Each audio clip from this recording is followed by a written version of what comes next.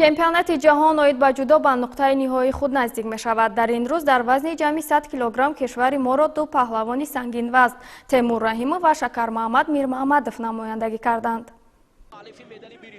Темур Раҳимов ҷудочии шинохтаи тоҷик ки Тоҷикистонро дар вазни ҷамъи 100 кило намояндагӣ мекунад, дар даври аввали чемпионати ҷаҳон оид ба ҷудо озод буда рақобатро аз даври дуюм бар зидди намояндаи Беларусия Александр Вахавяк оғоз кард. Дар ин қувваозмоӣ Темур тавонист бо имтиёзи ипон даст боло гардад. Дар даври сеюм Темур бо варзишгари кишвари Гурҷистон Гурам Тучишвили вориди татамӣ шуда мутаассифона дучори шикаст шуд. Temur Rahimov hujum az samti khudad bud kujo ishtibah mekuni.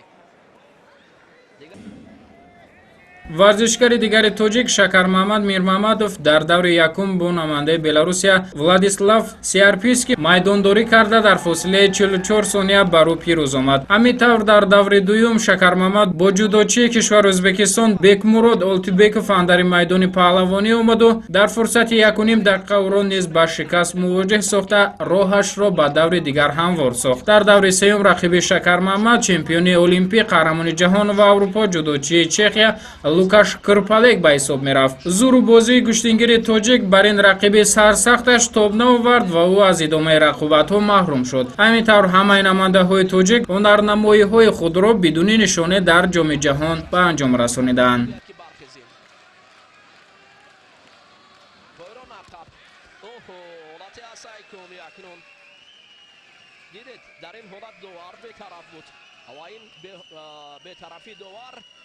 Шакармаҳмад Мирмаҳмадовро дар ҳолати асайкомӣ нигоҳ дошт.